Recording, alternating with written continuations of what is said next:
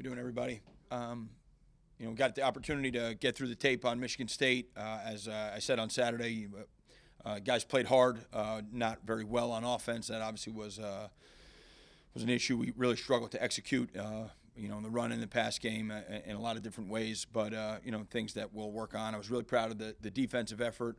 I thought we had a couple really big fourth down stops there, big turnover in the red zone to kind of keep us in the game. And I think on special teams, Adam has continued to really just, amaze people with his ability to pin the ball inside the 5-yard line. So, all good things. Otherwise, it's been a pretty quiet couple days, so we'll get going. It's been a pretty hectic couple of 24, 36 hours around here. What was your message to the team, I guess, yesterday and then today, if you've met with them, with everything that's kind of going on? Well, we met with him yesterday. Pretty much I just talked to him about, focusing on this week and finishing and staying together, and that's the biggest thing is, always trying to talk about controlling the things that you can control, right, and worrying about the things you can control. And, most of this stuff is not within their control or mine. So, we're just going to work on going out and trying to have a great week of practice, enjoying the last week of playing football together. They had a great opportunity to play football in the Big Ten in a great venue. So really just try and focus on that. And, the kids, we had a dinner together last night. It was really good. So, hopefully these guys just can stay positive and keep doing the right thing, which I've been really proud of them doing that over the last 8 weeks. Start to see guys entering the transfer portal. How do you address that? Do you address that with the team, and what do you kind of tell them about the future of Rutgers football? Well, the first thing I did address it yesterday. I pretty much said it. I know that that's going to happen, and there's a mix of guys because we have quite a few walk-ons that are in that kind of exploring the opportunity of possibly getting a scholarship, and then some other guys are looking at maybe I'm better fit at a level down. So I understand those things. There are probably some other guys that maybe want to explore other options. So, my big thing is stay together and build it together. That's a much better answer usually than kind of running to the next opportunity. Kind of look in the mirror, see what can I do to help and what can I do to, to make the team better and make yourself better. And, that's pretty much the big focus is it's very much about staying together and getting better individually and as a team. Did you let them know if they enter, you can still play this season? Was that addressed?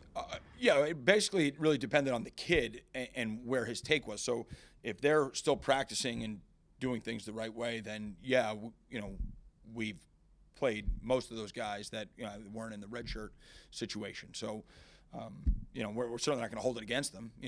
They may come here and make a new coach, and at some point they can have that discussion with them. I've always felt like one of my number one responsibilities was to get these guys to the end of the season, not just as better players, but to keep them here so that they can have that discussion with whoever's in charge next. With the Greg news, did you have a reaction to it, and what was kind of your day like yesterday? Because obviously you were probably trying to concentrate on the game and having to block everything out and focus on that. Yeah, it's obviously a lot of noise, but not really anything that I have any control over. So, obviously I've said this before, I have tremendous respect for Coach Schiano and the job that he did here, and he's always been great to me. I think he's a really high-character individual and a great coach. But at the same time, I really don't have much to do with that. So I'm just trying to focus on winning the game, doing our job, and that's the same thing all the assistant coaches are doing, same thing the players are trying to do. Obviously, we're getting to the end.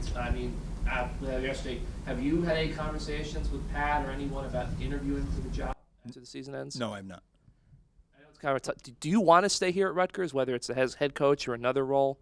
Obviously, you're under contract. Is someplace and ideally you'd like to stay here and be part of the process going forward? Well, yeah, I believe in Rutgers and I believe in New Jersey football, and I believe that you can really build a really competitive, successful Big Ten program right here. We have a ton of great players. We have a lot of great things to offer. As far as what my role would be going forward, I have no idea. It's not really up to me. I just pretty much try to show up and do my job the best of my ability every day, and I want to do my best to care about the kids, and I guess what the future holds, I'm not entirely in control of, and and that's kind of the same advice I try to give the players. Obviously, 7 games in, one more to go. How do you feel the program has come You said you want to get better each week from where you took over September 29th. Obviously, I wish the results were better on the field, but I do feel like we have a lot of guys individually getting better. We've played a lot of young players. I think there's been improvement. I think the guys are still playing really hard in a difficult situation. I've said many times, you're supposed to play hard. I mean, that's not, that you don't get like a badge for playing hard. But at the same time, I do feel like that's not always the way it would go. And I think this is a little bit of a rare situation to be in this position for this long.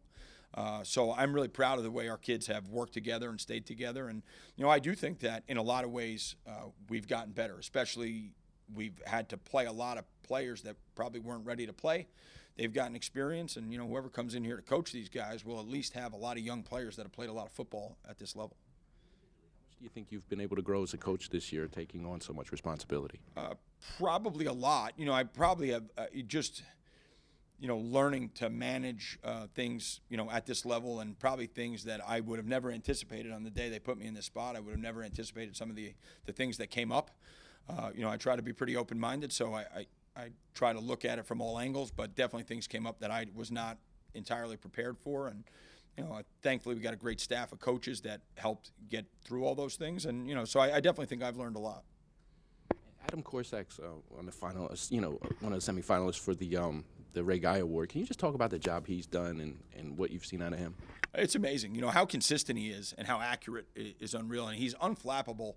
When he's getting rushed, he's getting pressure. He's just, he manages to kick the ball with tremendous accuracy under pressure. He really is a pretty unique player. I mean, where he's placed the ball, I was thinking about this during the game the other day. We punted at the end of the game, and you're like, maybe you go for this. And, he gets to go out there and drop the ball on the 2-yard line. I thought that was at least a fitting send-off to his season at home. So, he never ceases to amaze you with, his consistency, and just, it's really a level of excellence. I guess we talked about what you'd say to the players. The conversations with the assistant coaches, trying to keep them, in line for the rest of the season and motivated and whatnot. What's that been like?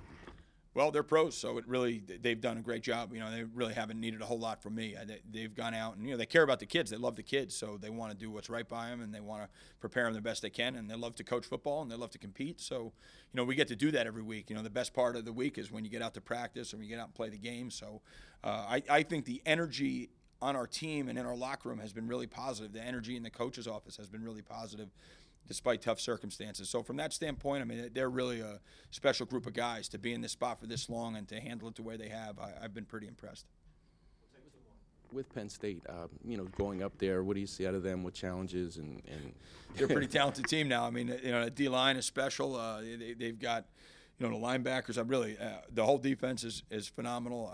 Obviously, they've proven they have 2 quarterbacks that can go out and really do it at a high level. Really dynamic skill players. The receivers are very talented. So they are a really complete team. They play hard. They're tough. So, it's a heck of a challenge, but, it's also a great opportunity for our kids. Final question. All right, guys, thanks.